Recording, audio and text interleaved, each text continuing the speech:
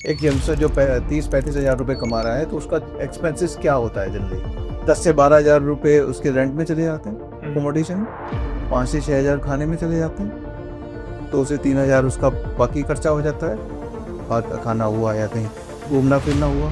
उसके बाकी जो पैसे बचते हैं अगर उसने वो ट्रैक नहीं करना शुरू किया और उसको फॉर्मूला जो होता है सेविंग का ये होता है कि जो इनकम आई इस फॉर्मूले को थोड़ा रिवर्स करना है, इमरजेंसी कॉर्पस कंटीजेंसी के लिए कॉर्पस बनाना है। तो तकरीबन आपने का इमरजेंसी कॉर्पस बनाना। बहुत सारे ऐसे व्यूअर्स हैं जो अग्निवीर है या उनके एप्लीकेंट्स है, राइट? तो क्या ये उनके लिए भी इम्पोर्टेंस देता है? यस, बिल्कुल देता है, क्योंकि पहले तो FinVision. Yes, decision.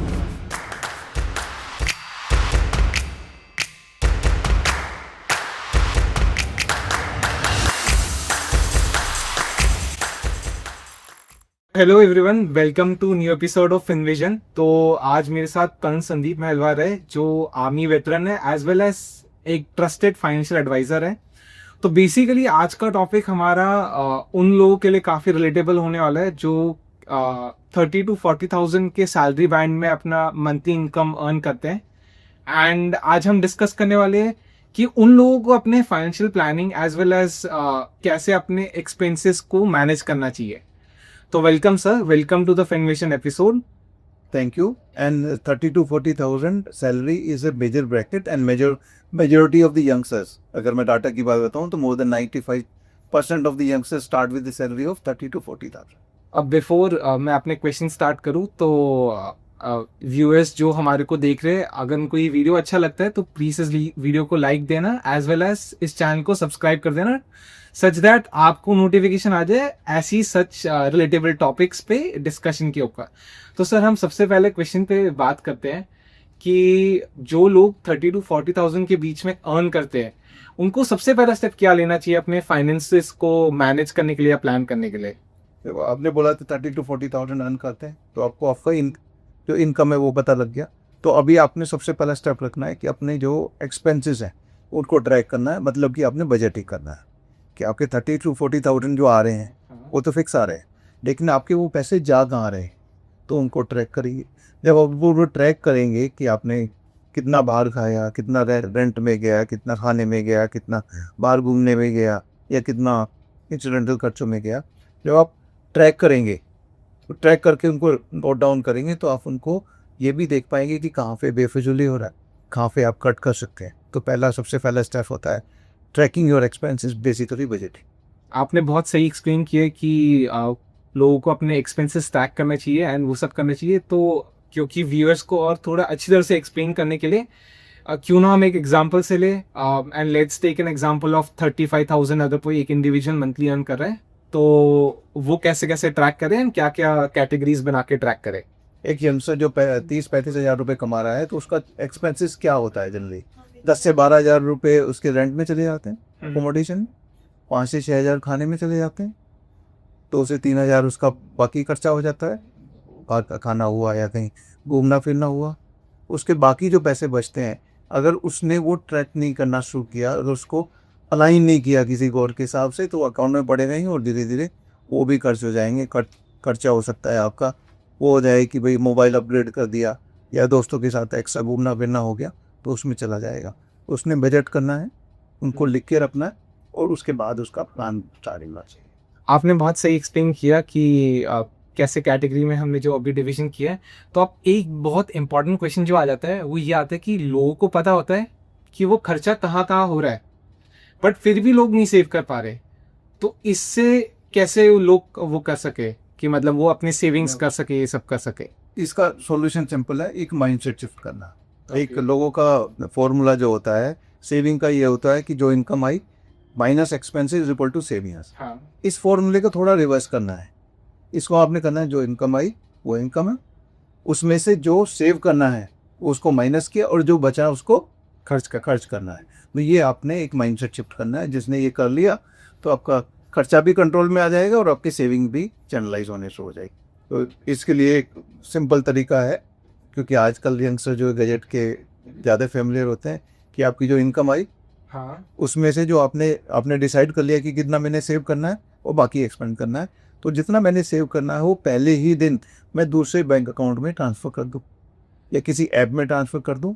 वहाँ पे वो इन्वेस्ट हो गया, जो बच गया मुझे दिख रहा है यहाँ पे, उसको मैं उसमें महीने का खर्चा चलाऊँ। So basically auto debit type की, जैसे ईएमआई के केस में होता है। करेक्ट, इन ए वे यहाँ पे आपका डिपॉजिट हो रहा है, वो इन्वेस्ट हो रहा है। ओके। तो आपने वो ट्रांसफ़र कर दिया, ना आपको अकाउंट में दिखेगा ना आप खर्च करोगे। इन शॉर्ट माइंडसेट शिफ्ट करना चाहिए लोगों को, rather than what is left को एज अ सेविंग काउंट करने के बजाय सेविंग को as an category of investment या खर्चे में इंक्लूड करके उसको कि- कंपलसरी की भी, जैसे मेरी तनख्वाह आई, हाँ, सबसे पहले मैंने कहाँ इन्वेस्ट किया वो निकाला, हाँ, और जो बचा उससे मैंने पूरा महीना निकाला।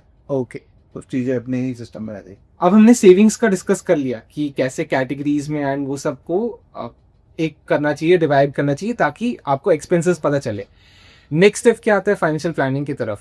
देखो, जब आपने सेविंग का सिस्टम सेट कर लिया, अगला आता है आपको पर इमरजेंसी कॉर्पस, कंटीजेंसी के लिए कॉर्पस बनाना है। वो इतना होना चाहिए, वो आपने अगर आप 35-40 हज़ार रुपये कमा रहे हो तो आपका खर्चा जो है 20,000 में चल रहा होगा, तो हाँ। 20 इंटू कम से कम 3 महीने का, और 3 महीने का होता है एक्चुअली जो जहाँ पे रेगुलर जैसे सिक्योर्ड जॉब होती है। प्राइवेट जॉब जनरली तो 6 मंथ्स का आपके पास होना चाहिए, तो तकरीबन आपने 50,000 से 1 लाख तक का इमरजेंसी कॉर्पस बनाना है। ओके। ये इमरजेंसी कॉर्पस आपको तब मदद करेगा कि आपकी अगर कहीं पे सडन ट्रांसफ़र हो गया या सडन जॉब चेंज करना पड़ गया या कुछ एक्सीडेंट या वैसी एक्सीजेंसीज होगी, तो वहाँ पे आपको ये पैसा अवेलेबल हो जाएगा और आप एक स्टेबल जॉब कर पाएंगे। ठीक है, हमने अभी डिस्कस किया कि सेविंग्स को कैटेगरी में डिवाइड करके सेविंग्स को ट्रैक ये सब करना। सेकेंडली, अभी आप जो हमारा नेक्स्ट स्टेप है वो इमरजेंसी फंड है। क्या ये उन लोगों के लिए भी इंपॉर्टेंट है जो कि अग्निवीर है? क्योंकि हमारे साथ बहुत सारे ऐसे व्यूअर्स हैं जो अग्निवीर है या उनके एप्लीकेंट्स है, राइट? तो क्या ये उनके लिए भी इंपॉर्टेंस देता है? यस, बिल्कुल देता है, क्योंकि पहले तो अग्निवीर का सैलरी स्ट्रक्चर तकरीबन 30-40 हज़ार ही है, ठीक है। और वो भी इन ए वे स्टार्टिंग में तो टेम्पररी है, हाँ, क्योंकि इनिशियली 100% तो ऑब्जर्व होंगे नहीं, हाँ, तो वो भी इन ए वे टेम्पररी जॉब है और ठीक है। शॉर्ट ड्यूरेशन वाला जॉब है, और उनके लिए बिल्कुल फिट होता है। लेकिन उनका जो सेविंग स्ट्रक्चर थोड़ा सा डिफरेंट हो सकता है। उनका सेवानिधि फंड के थ्रू उनका कंपलसरी इन्वेस्टमेंट होता है, और इक्वली जो है गवर्नमेंट इन्वेस्ट करती है उनके लिए। उनको 4 साल के बाद जो कॉर्पस जो है तकरीबन 12 लाख के करीब का उनको कॉर्पस मिल जाता है। वन दूसरा है, उनको हो सकता है कि अकोमोडेशन में, लिविंग एंड अकोमोडेशन में कम खर्चा होता हो, क्योंकि वो आर्मी में रहेंगे तो उनके पास उनको रेंट वगैरह नहीं देना है, ठीक है, वो खर्चा कम हो जाता है। बाकी इंसिडेंट खर्चा तो उनका भी होगा, 1,000-2,000 तो उनके खाने पीने में या कुछ एक्स्ट्रा मैसिंग में खर्च हो जाएंगे। ट्रैवल उनका भी खर्च होगा, हाँ, और बाकी 1-2 लाइफस्टाइल की नीड उनको भी पूरी करनी पड़ेगी, तो वो खर्चा उनका हो जाएगा। लेकिन उनका सेविंग कंपोनेंट ज़्यादा हो सकता है, बाकी तो बिल्कुल 100% एप्लीकेबल है उनके लिए। तो इन शॉर्ट उनको भी इमरजेंसी फंड्स की काफ़ी रिकवरी आ सकती है। उनको हम मान सकते हैं कि वहाँ पे 3 महीने का हो, उससे काम चल जाएगा, मतलब कि 50,000 में काम चल जाएगा। प्राइवेट जॉब में वही तकरीबन 1 लाख में काम चलेगा, उतना आपका इमरजेंसी कॉर्पस होना चाहिए। तो एक और बहुत इंपॉर्टेंट जो क्वेश्चन है, एंड मेरे ख्याल से ऑलमोस्ट सारे व्यूअर्स हमारे उनके दिमाग में आता होगा कि प्राइवेट जॉब है या अग्निवीर की जॉब है, आखिरी में आपको लमसम अमाउंट मिलता है। प्राइवेट जॉब में आपको लेट्स से पीएफ मिलता है, ग्रेचुइटी वगैरह में एंड ग्रेचुइटी ये सब मिलता है, एंड अग्निवीर के केस में आपको एंड में टेन्योर के एंड में लमसम अमाउंट मिलता है। तो प्लानिंग की क्या जरूरत है जब इतना मतलब ह्यूज अमाउंट आपको एज ए लमसम मिल रहा हो? तो ये सब प्लानिंग ऐसे करने की ज़रूरत क्यों है? ये सब सबको जो है, अग्निवीर हो तो उसको सेवानिधि का कॉर्पस मिलता है, और प्राइवेट जॉब भी 4-5 साल के बाद में तो आपको ग्रेचुइटी और बाकी आपका फंड भी इकट्ठा हो जाता है, तो आपको कॉर्पस जरूर मिलता है। लेकिन यही सबसे बड़ा डेंजरस माइंडसेट है। सबसे डेंजरस माइंडसेट यही है कि आपको चाहे लमसम हो ले या छोटी अमाउंट हो, अगर आपने डिसिप्लिन या फाइनेंशियल प्लानिंग नहीं सीखा, तो ये यंग एज है, फाउंडेशन एज है, अगर यहाँ पे गलत आदतें पड़ गई तो बाद में आपको आप ऑफ ट्रैक कर देंगी पूरा, और आप लाइफ के कोई भी गोल अच्छी तरह नहीं कर पाएंगी। हाँ, क्योंकि पैसा कितना भी हो जाए, अगर वो सही ट्रैक से नहीं चल रहा है, सही रास्ते पे नहीं है, तो उसको बर्बादी की तरफ ही बढ़ता है। वो सही ट्रैक पे डालना ज़रूरी है। फाउंडेशन आपका स्ट्रॉन्ग नहीं हुआ लाइफ पर स्ट्रगल करते रहोगे। अगर फाउंडेशन स्ट्रोक कर लिया तो इनकम ना भी बढ़े फिर भी आप अपनी लाइफ गोल्स आराम से अचीव कर पाओगे। तो ठीक है, आपने बहुत सही समझाया कि लमसम जब अमाउंट मिलता है तो डिसिप्लिन की ज़रूरत होती है, राइट? एंड डिसिप्लिन बिल्ड होता है फर्स्ट डे से, ठीक है? तो वो तो बात होगी। अब दूसरा जो क्वेश्चन आता है इम्पोर्टेंट, कि जब ऐसे लो सैलरी आपकी इनकम है या इस सैलरी लाइन में आप इनकम कमाते हो, तो इंश्योरेंस की रिक्वायरमेंट होती है या नहीं होती है? बिल्कुल होती है, और आपको रादर लो इनकम में इंश्योरेंस ज़्यादा इंपॉर्टेंट हो जाता है, क्योंकि आपके पास और तो पूंजी होती नहीं। अगर खुदा ना खास्ते कोई भी एक्सीडेंट हो गया, एक्सीडेंसीज हो गई, तो आपको पूरा जो प्लान जो है चौपट हो जाएगा। तो बहुत ज़रूरी होता है कि आप इंश्योरेंस की नीड जब कम इनकम है तब ज़्यादा होती है, क्योंकि ज़्यादा इनकम अगर किसी के पास कॉर्पस है और ज़्यादा इनकम है, उसका तो ये छोटी मोटी इमरजेंसी से एक्सीडेंट के फाइनेंस जो आराम से एडजस्ट हो जाएंगे, आपके लिए वो पूरा ही डिस्टर्ब हो जाएगी। इन शॉर्ट, एक लो बैंड मतलब लो सैलरी इनकम वाले लोगों को इंश्योरेंस की रिक्वायरमेंट होती ही होती है। होती है। तो एक बेसिक कवरेज है ना, क्या होना चाहिए? देखो, इंश्योरेंस दो इंश्योरेंस इंपॉर्टेंट है। एक तो होता है टर्म इंश्योरेंस, जो प्योर लाइफ इंश्योरेंस जो बोलते हैं, और दूसरा होता है हेल्थ इंश्योरेंस। ये दोनों ही आपने कंसिडर करने चाहिए। ओके, हालांकि हो सकता है अग्निवीर को ड्यूरिंग द सर्विस वो फ्रॉम द डिपार्टमेंट इंश्योरेंस मिलता है। सिमिलरली प्राइवेट जॉब में भी कोई जॉब तो टर्म इंश्योरेंस भी देती है, और हेल्थ इंश्योरेंस के प्लान भी होते हैं। लेकिन इसके बावजूद भी आपको जो है दोनों इंश्योरेंस कंसिडर करना चाहिए। एंड कितना अप्रोक्सीमेटली एक्सपेंसेस में खर्चा आएगा, या कितना मतलब इंश्योरेंस को लेने में कितना वो एक्सपेंस पड़ेगा? बताते हैं। तो पहले तो हमें कवरेज देखना चाहिए अपना।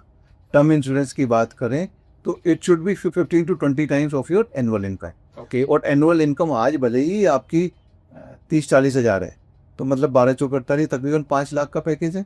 हाँ लेकिन आप धीरे धीरे चल के 5 लाख से 50 लाख तक भी जा सकते हैं। हाँ। तो आपको 5 लाख पे नहीं कैलकुलेट करना। अगर मेरा बस चलेगा तो मैं कम से कम 10 से 15 लाख पर एनम पे कैलकुलेट करूँगा, क्योंकि उतने स्टेज तक तो आप जाओगे ही जाओगे। हाँ। तो अगर 10 लाख पे कंसिडर करें तो 10 × 20 तकरीबन 2 करोड़ का आपका इंश्योरेंस बनता है। तो अगर आपको डिपार्टमेंट ने 40-50 लाख का इंश्योरेंस दे भी रखा है, तो क्योंकि आपकी पेंशन लेवल जॉब तो नेचुरली नहीं है, हाँ। अभी तक तो अग्निवीर की भी नहीं है, ठीक है। ठीक है। तो उसके बाद आपको 1 से 1.5 करोड़ का इंश्योरेंस चाहिए होता है। तो ये हो गया आपका इंश्योरेंस। 1 से 1.5 करोड़ का इंश्योरेंस, 1 करोड़ का इंश्योरेंस की बात करें, हाँ। At the age of 20s it will hardly cost you 500-600 rupees पर मंथ। दैट मीन्स 7-8 हज़ार में आपका पूरे साल का किस्त गई और आपको 1 करोड़ का इंश्योरेंस मिल गया। ओके। अच्छा, इसको आपने केवल ऐसे ही नहीं लेना है कि भाई एक इंश्योरेंस है, अगर मुझे कुछ हो गया तो मेरी फैमिली को हेल्प करेगा। इसको ये भी लेना है कि आपने पहले ही दिन अपने 1 करोड़ के इंश्योरेंस की किस्त दी। तो 1 करोड़ के इंश्योरेंस इन ए वे आपने, कल को आपका कुछ हो जाता है, एक्सीडेंसीज हो गई, यस। तो 1 करोड़ का आपने पोर्टफोलियो दे दिया अपनी फैमिली को। उनको जो सर्विस से या डिपार्टमेंट से बेनिफिट मिलेगी वो बात अलग है। 1 करोड़ का यहाँ से इंश्योरेंस से कब बेनिफिट मिल जाएगा, तो उनका इन ए वे काफ़ी मदद करे। दूसरा हेल्थ इंश्योरेंस। हेल्थ इंश्योरेंस भी आपको शायद डिपार्टमेंट से मिला हो। प्राइवेट जॉब में जो है क्रॉप इंश्योरेंस होता है, हेल्थ इंश्योरेंस वो जनरली सबको मिल जाता है। अगर अग्निवीर है तो MH वगैरह में आप कवर्ड है। लेकिन क्या वो जब आप अग्निवीर से आउट हो जाएंगे या प्राइवेट जॉब से आउट हो जाएंगे, क्या वो कंटिन्यू रहेगा? वो तो कंटिन्यू रहेगा। फिर सडनली आपको कुछ खो गया उस टाइम पे, तो सडनली आप कहीं पे भी कवर्ड नहीं रहेंगे। तो आपने 5-1 लाख रुपए का एक हेल्थ कवर भी ले लेना चाहिए। ये आपके लिए है। दूसरा है, आप अगर जब कमाना स्टार्ट किए हैं तो आप ही नहीं है, आपके पेरेंट्स हो सकता है आपके ऊपर डिपेंडेंट है, आपके सिबलिंग हो सकता है डिपेंडेंट, तो आप उनका भी कंसिडर कर सकते हैं। तो वो भी हेल्थ इंश्योरेंस कम से कम 5 साल का, कम से कम 5 लाख का कवर ले लेंगे तो आपके लिए अच्छा रहेगा। इससे क्या होगा, जो जब आपके पास ये दोनों इंश्योरेंस होंगे या एक्सीडेंट वगैरह हुआ, तो आपके जो इन्वेस्टमेंट है, अच्छे इन्वेस्टमेंट है जो कॉर्पस कहीं बनाया हुआ है, वो डिस्टर्ब नहीं होगा। नहीं तो हमने देखा है कि छोटी से कुछ ऐसा इमरजेंसी आती है और लोगों का पूरा फाइनेंशियल प्लान और फाइनेंशियल उनके डिस्टर्ब हो जाते हैं। तो इन शॉर्ट जो टर्म लाइफ इंश्योरेंस है वो एट एज ऑफ 20 आपको 500 रुपीज़ का पड़ेगा, एंड हेल्थ इंश्योरेंस आपको अराउंड तकरीबन इतना ही 500 पर मंथ ही पड़ेगा। ओके। तो इंश्योरेंस के लिए आपको मतलब मंथली अराउंड 15 to 2000 रुपीज़ के आसपास आपको कॉस्ट मैक्सिमम करेगा। 1000 से 1500 में ही आपको दोनों कवर मिल सकता है। हमने सेविंग्स की बात कर ली, जिसमें हम ट्रैक कर रहे हैं सेविंग्स को, एज वेल एज हमने इंश्योरेंस की बात कर ली। अब नेक्स्ट स्टेप जो आता है वो आई बिलीव इन्वेस्टमेंट आता है। तो इन्वेस्टमेंट कैसे स्टार्ट करना चाहिए किसी को? तो आपने इस स्टेज पे करना है, जल्दी से जल्दी इन्वेस्ट करना है। ओके। जितना जल्दी हो सके उतना अच्छा है, क्योंकि इन्वेस्टमेंट में बोला जाता है yesterday was the best day, second best day is today, okay. Tomorrow में बी टू लेट। तो आप छोटे से स्टार्ट कर सकते हैं, 1000-2000 से स्टार्ट कर सकते हैं, लेकिन स्टार्ट करेंगे अभी तो आपको कंपाउंडिंग का बेनिफिट भी मिलेगा और लॉन्ग टर्म में आपका कॉर्पस भी आराम से काफ़ी बड़ा हो जाएगा। तो एक मतलब इन शॉर्ट, क्योंकि जो व्यूअर्स है वो 30 to 40 के ब्रैकेट में आते हैं, तो ये लोग की सेविंग प्रॉब्ली अराउंड 1 to 5,000 के बीच में होगी मंथली। तो क्या इसमें से अगर वो प्रॉब्ली शायद 1 to 2,000 rupees he maximum invest कर पाएंगे, तो क्या इतना स्मॉल अमाउंट इन्वेस्टेबल है या नहीं है, या मतलब उनको अवॉइड करना चाहिए, क्या है? बिल्कुल है। और म्यूचुअल फंड में SIP तो आप 1000 रुपये 500 रुपये पर मंथ भी स्टार्ट कर सकते हैं। ओके। तो 1000-2000 भी कम अमाउंट नहीं होता है। और 1000 किसी ने 2000 रुपये भी इन्वेस्ट किया, 25 साल इन्वेस्ट किया और उसको 14-15% रिटर्न्स मिल गए, तो उसके 30-35 लाख का कॉर्पस हो सकता है। तो इसके लिए मैं आपको एक एग्जांपल देता हूँ। Yes. In year 2020, just before COVID, somebody was earning just around 10,000 rupees. He connected with me and उसने ऐसे डिसिप्लिन वे में उसने मुझसे पूछा कि आपका कितना कम से कम सेविंग होना चाहिए। मैंने उसको बोला 20% के करीब आपका मिनिमम सेविंग होना चाहिए, जो भी आपका मंथली टेक होगा। तो बोला सर मेरे तो 10,000 रुपये पर मंथ मिलते हैं। बोला आपका 2,000 रुपये तो सेव होना चाहिए। और उसने the gentleman started saving just 2,000 rupees per month. Okay, it's almost 6 years plus. हाँ। तो उसका मैं आपको पोर्टफोलियो दिखाता हूँ कि जो उसने SIP करी है, 1000 रुपये की 2 SIP हैं। इन्वेस्टमेंट गया है उनके अकाउंट से 1,49,000 रुपये गए। हाँ। ठीक है। और उनके आज के दिन कॉर्पस है तकरीबन 2,85,000। ओके। उनके पोर्टफोलियो का अगर SIP इसकी बात करें तो उनका रिटर्न आज के दिन भी, जब मार्केट पिछले 1.5 साल में कोई रिटर्न नहीं दिए, तकरीबन 20.9% के करीब उनका XIR अभी भी आ रहा है।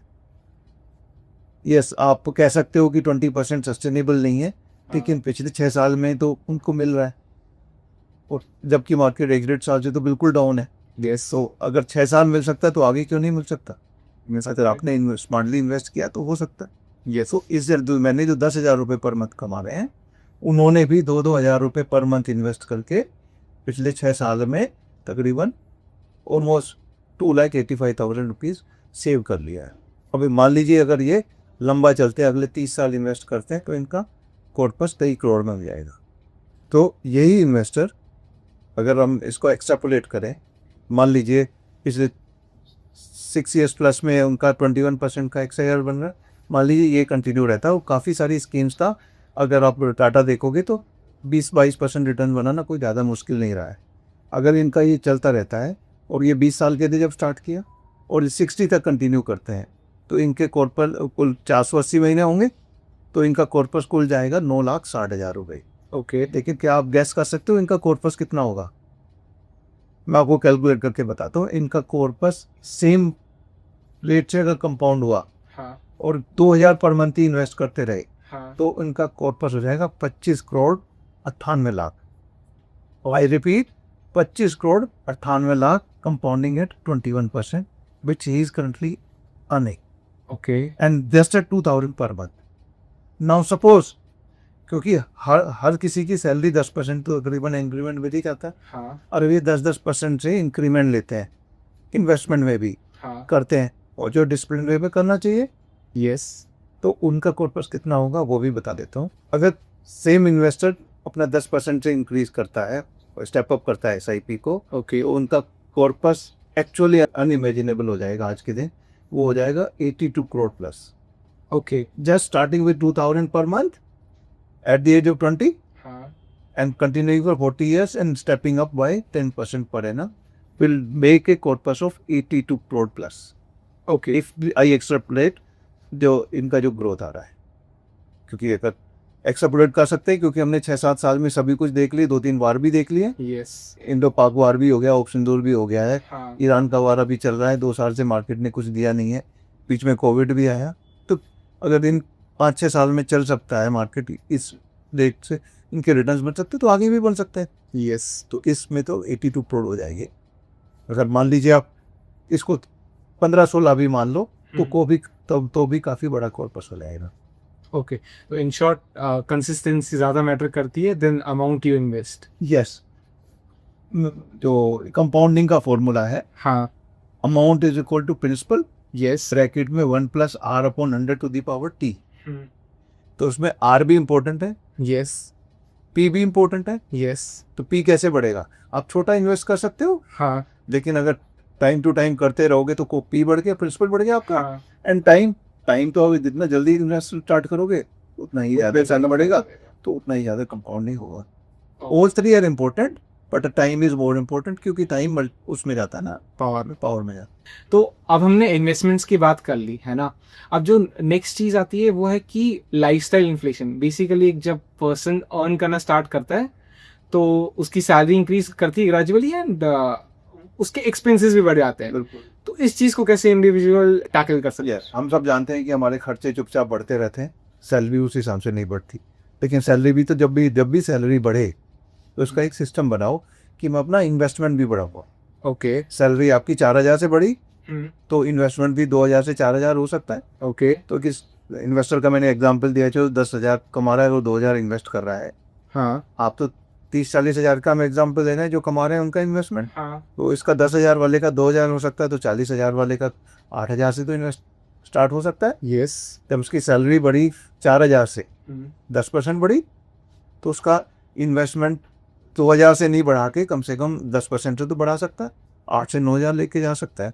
जब आप ये सिस्टम बना देंगे हाँ. तो आपके एक्सपेंसेस और फ्यूल खर्चे वैसे ही कंट्रोल में आ जाएंगे. एक सिस्टम बनेगा, तनख्वाह बढ़ रही है तो आपकी इन्वेस्टमेंट भी बढ़ रही है, and that is the way to achieve your financial goals. तो हमने इन्वेस्टमेंट्स पे डिस्कस कर लिया, कैसे ट्रैक करना एक्सपेंसेस को डिस्कस कर लिया, इंश्योरेंस लेना है या नहीं लेना है उस पर भी डिस्कशन हो चुका है हमारा, as well as lifestyle inflation पे भी डिस्कशन हो चुका है. अब जो नेक्स्ट पॉइंट आता है कि फाइनेंशियल गोल कैसे दे. मतलब कोई पर्सन जो है अगर वो सेविंग कर रहा है तो उसको किसी गोल के हिसाब से सेविंग करना चाहिए या बस ऐसे ही सेव करते रह जाना चाहिए? तो आपके सारे इन्वेस्टमेंट आपके गोल के हिसाब से होने चाहिए, और उनको स्ट्रक्चर देने के लिए आप अपने गोल्स को टाइम वाइज डिवाइड करिए कि short term goals, medium term goal, long term goal. Okay, short term goal में जैसे कि अगले 1-2 साल में या अगले 3 साल में जो आपके खर्चे हैं वो आपको शॉर्ट टर्म गोल में आना चाहिए. इस पैसे पे, क्योंकि मार्केट में अगर इन्वेस्ट कर रहे हो, SIP भी कर रहे हो, तो मार्केट तो वोलेटाइल होती है, तो ये एग्रेसिव फंड्स में नहीं होना चाहिए, इक्विटी बेस्ड फंड में नहीं होना चाहिए. अगले 3 साल का पैसा, और अगले 3 साल में आपके खर्चे हो सकते हैं कि मोबाइल अपग्रेड करना है, बाइक लेना है, या कहीं पे कोई एजुकेशन का फीस है, कुछ देना है, तो ये पैसे आपके जाने चाहिए एक कप सेफ फंड. अब रहे अभी मीडियम टर्म गोल्स, 3 से 5 साल के गोल्स. इसमें हो सकता है आपने 2 व्हीलर से 4 व्हीलर में जाना हो, या कहीं घूमने फिरने का प्लान हो, या कोई शादी का प्लान है, या कुछ खर्चा ऐसा है, तो वो आपके मीडियम टर्म गोल्स में जाना चाहिए, जिसमें आप बैलेंस फंड टाइप या हाइब्रिड फंड में जा सकते हो. ओके, और उसमें मल्टी एसेट फंड भी आ सकता है. और अगला होता है कि आपके लॉन्ग टर्म गोल्स.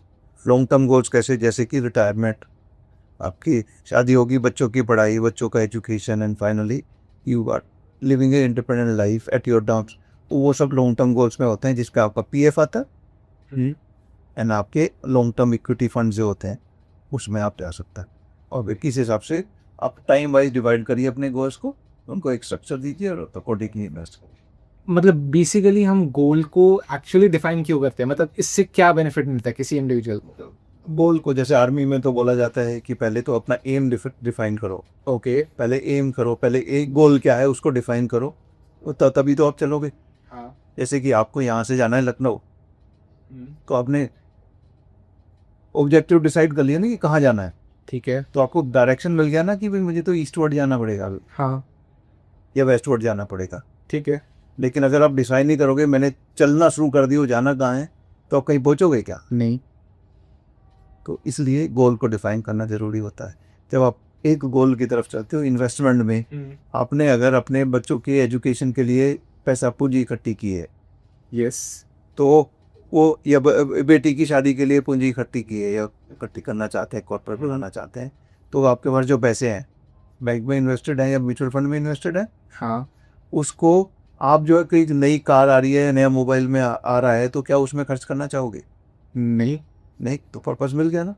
लेकिन आपके पास अगर पैसे इन्वेस्टेड है हाँ और बिना पर्पस है, बिना गोल है, हाँ तो आपको बोला जाए कि तेरे पास 10 लाख इन्वेस्टेड है, हाँ। एक अच्छा मोबाइल आया अपग्रेड कर ले, 1 लाख रुपए ही तो लगेगा, तो आपको मन में क्या जाएगा? कर लेता हूँ। कर लूँगा। हाँ लेकिन अगर वही पैसे बोले कि ये 10 लाख रुपए मेरी बेटी की शादी के लिए है या तेरे बच्चे की एजुकेशन या किसी पर्पस के लिए है, हाँ। तो तब करोगे क्या?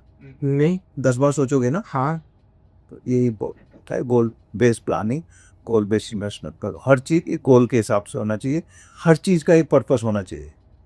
पर्पसलेसली इन्वेस्ट करके भी आप कुछ ज़्यादा अचीव नहीं कर पाओगे। तो हर चीज़ को एक पर्पस दो, हर पैसे को पर्पस होना चाहिए, ओके। हर चीज़ का मतलब होना चाहिए। तो इन शॉर्ट एक क्लियरिटी देने के लिए वो होता है। बिल्कुल क्लैरिटी, और आपको स्टिक ऑन भी कराता है। ओके। क्योंकि अगर बच्चे की एजुकेशन के लिए है तो एजुकेशन मीन्स ग्रेजुएशन, तो तब तक तो इंसिडेंटली हो जाती है। तो उसमें आता है कि जैसे कि मार्केट है अभी, Yes. आपका किसी का बच्चा अगर 1-2 साल का बच्चा है और उसके बच्चे के लिए कॉर्पोरेट बना रहे हो, हाँ ईरान और इसराइल और यूएस का वार चल रहा है, हाँ तो उसमें मार्केट डाउन है, टर्बुलेंट है, हाँ तो क्या आप उससे डरोगे उसमें? क्योंकि उसको तो पैसे को नहीं निकालोगे ना, हाँ। नहीं निकाल। क्योंकि आपके बच्चे का एजुकेशन तो 18 साल बाद आएगा। हाँ तो आपको पर्पस मिल रहा है ना, तो आप अकॉर्डिंगली आप इन्वेस्टमेंट चूज करोगे, उसकी तरफ पढ़ोगे, तो ये बहुत इंपॉर्टेंट। ओके तो पर्पसफुली इन्वेस्ट करिए।